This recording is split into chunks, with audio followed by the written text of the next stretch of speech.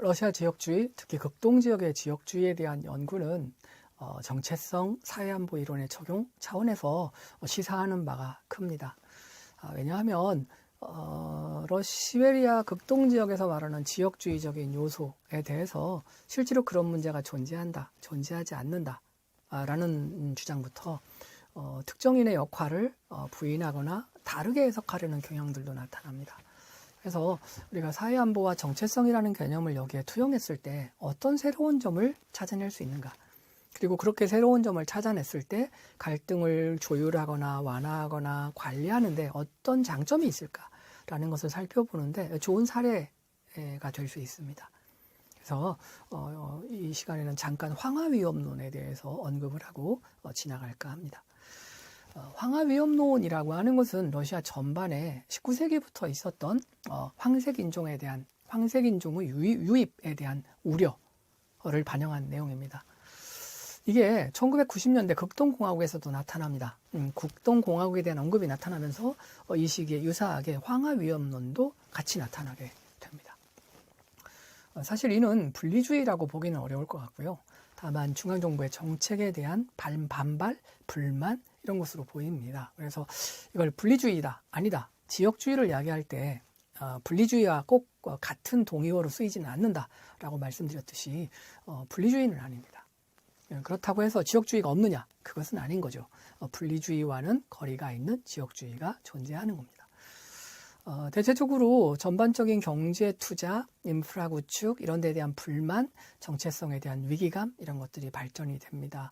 극동 지역의 정체성에 대한 위기감이 왜 촉발되느냐 하는 것이 바로 황하위험론을 통해서 이제 발견될 수 있는 겁니다. 그래서 황하위험론은 무엇이고 어떤 의미를 가지고 있고 그게 왜 정체성 위기까지로 가는지를 한번 간략하게 보도록 하겠습니다. 1990년대 황하위험론의 대두 배경입니다. 인구가 감소하고 이주민이 유입됩니다. 보통 러시아어 사용자, 러시아인과 우크라이나인이 유출되게 되고요. 벨라루스, 아제르바이잔, 아르메니아 그리고 고려인이죠. 고려인과 중국인이 유입되기 시작합니다. 고려인과 중국계 이주민 수가 연간 1000여 명에서 3000명 정도를 유지하고 있었다. 그러나 다른 유럽계 인구는 수백 명에 불과했다. 이런 관측이 보입니다. 문제는 이런 수치에 대해서 이견이 존재한다라는 거죠.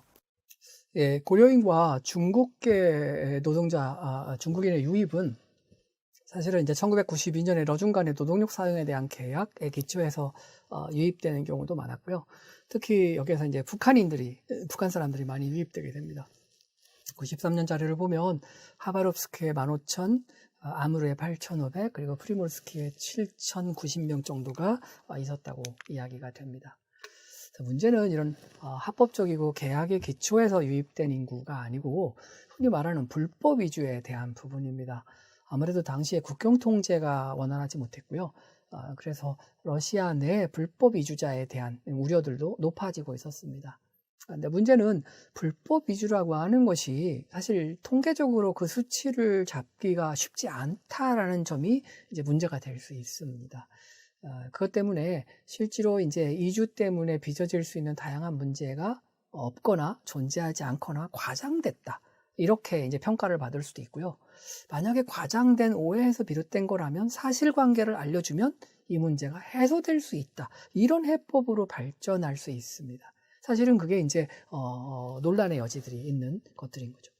그래서 당시에 중국인, 러시아 체류 거주 중국인 합법 불법 해서 얼마나 되느냐라고 했을 때 기록들을 보면 20만 명이라는 기록부터 500만 명 정도의 추산까지 큰 편차를 가지고 나타납니다. 이 정확하지 않다는 것이 거꾸로 우려를 증폭시키는 이유가 되기도 하고요. 우려할 필요가 없다라는 양극단의 평가를 낳는 이유이기도 합니다. 러시아 극동 지역에 대한 중국인 추계가 이즈베스티아라고 일간지에서 발표한 게 있는데요. 2001년에 합법적인 체류가 약 20만 명, 불법 이주민이 약 40에서 70만 명 정도 된다. 라고 이야기를 합니다.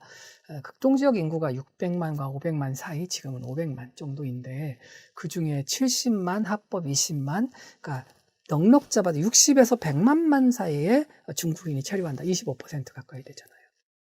자, 이제 이런 문제가 지역에서는 심각한 문제로 받아들여지게 되는 겁니다. 다만 이런 추산의 부정확함 때문에 문제에 대한 합의와 해결책 제시에 동의가 쉽지 않다라는 문제가 있습니다. 자, 1993년에 12월, 특히 1993년 12월에 옐친 대통령은 외국인 고용과 유입에 관한 대통령령을 발표합니다. 이 경우 러시아계 이주민에게 고용의 우선권을 주라. 그리고 허가된 장소와 일에 대해서만 외국인 고용을 허가한다라는 겁니다. 근데 문제는 당시 중앙정부나 행정체계 이런 것 때문에 실질적인 통제가 쉽지 않았다. 사실은 그게 더 큰 문제였을 수도 있습니다. 존재 자체도 중요하지만 통제가 되지 않는다는 것에 대한 우려도 컸을 것이라고 판단이 됩니다. 중앙정부의 입장에 대해서 지방정부는 이제 더 강력한 통제를 요구를 했는데 들어지지 않았고요. 프리모스키 변강 같은 경우는 1995년에 중국인 1만 명에 대해서 귀국 조치를 취하기도 했습니다. 이거는 당시에 있었던 공식 집계보다 훨씬 많은 수였다고 합니다. 그러니까 실제로도 공식 집계보다는 훨씬 더 많은 사람들이 체류하고 있었다는 것을 반증하는 것이라고 할 수 있겠습니다. 자, 이 문제에 대한 정치 엘리트들의 입장을 간단하게 한번 살펴보도록 하겠습니다. 중앙 정치 엘리트들의 입장은 무엇보다도 극동 지역의 중국인의 이주 문제보다는 더 큰 맥락에서의 러중관계의 전략적 발전이 더 중요하다라는 입장입니다. 물론 이제 국경 안정 때문이기도 하고요. 그 국경이 가장 긴, 러시아가 가지고 있는 가장 긴 국경이 안정되어야 다른 정치적인, 경제적인 개혁도 추진할 수 있다라는 판단이었던 것처럼 보이고요. 그 당시부터 시작됐던 전략관계가 오늘날까지 이어지고 있는 거죠. 중국의 입장도 유사합니다. 시베리아의 극동, 러시아 지역 에너지에 관심은 높고요. 국경 지역, 특히 이제 접경 지역에, 러시아 접경 지역의 높은 실업률, 그리고 러시아 극동 지역의 노동력 수요, 이런 것들을 고려하면 시베리아와 러시아 극동 지역의 노동시장에 대한 중국인들의 접근을 허용해달라, 이걸 요구하는 입장이고요.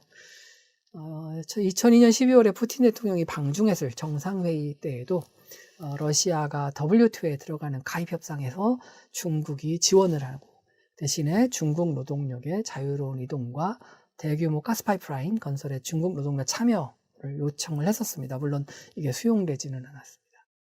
전반적으로 본다면 중국이든 러시아든 중국인의 이주 문제에 대해서는 다른 각도에서 접근을 하고 있는 거죠. 지리노프스키입니다. 자유당 총재이고요. 극우 정파입니다. 중국과 정치 군사적인 협력은 중요하다. 그런데 시베리아와 러시아 극동 지역에서 제기하고 있는 중국계 이중인 위협도 적들의 선전에 불과하다. 그러니까 이런 문제 없다라고 잘라 말하는 거고요. 러시아 군 정보국 자료인데 2004년에 데비아토프라고 하는 사람이 그 저서를 통해서 시베리아는 미국과 대항하고 있는 중국의 후방기지다. 그 역할이 굉장히 중요하다. 극동 지역의 중국인 이주 문제는 중국의 공식 정책도 아니다. 그러니까 그 개별적인 현상이기 때문에 러중 관계에 영향을 줄 정도의 문제는 아니다라는 거고요. 중국의 이주민도 대부분은 남부 쪽, 아마시아 쪽으로 향한다. 러시아로 오지 않는다. 그래서 장기적으로 크게 문제가 안 된다라는 입장을 표명을 했습니다. 이게 전반적으로 중앙 정부의 입장을 요약하는 거라고 볼 수 있겠습니다.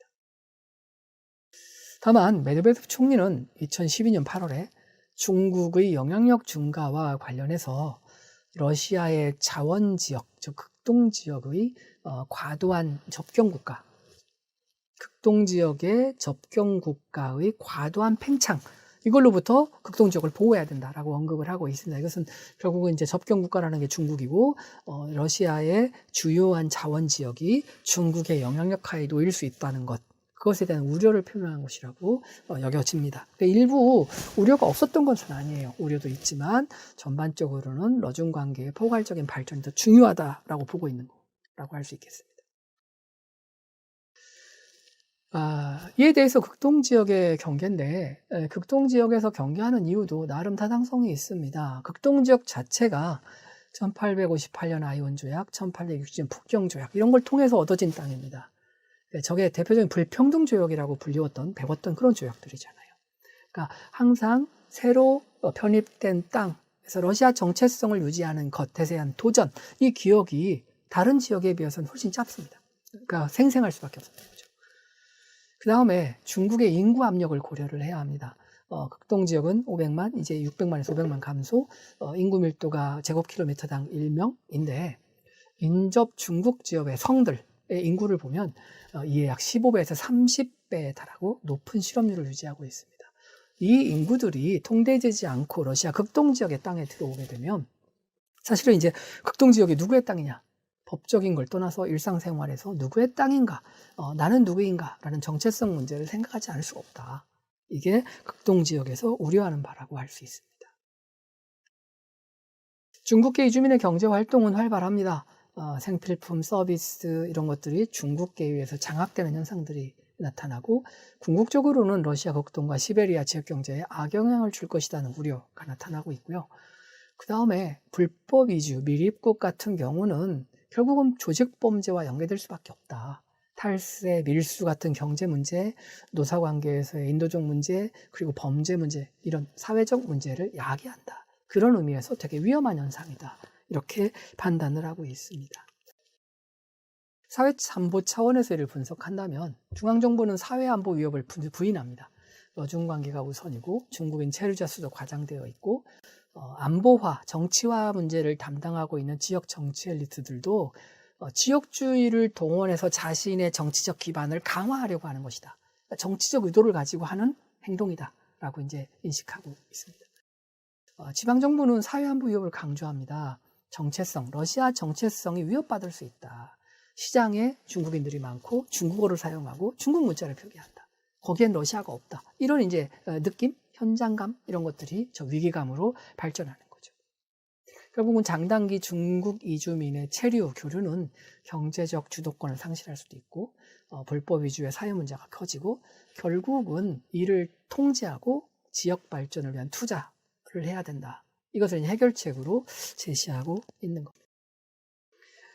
자, 결국 사회안보 차원에서 이 문제를 분석하면 러시아 극동 지역의 정체성에 대한 위협이 있다, 없다 이런 논란이 있습니다. 그럼 판단할 일이고요.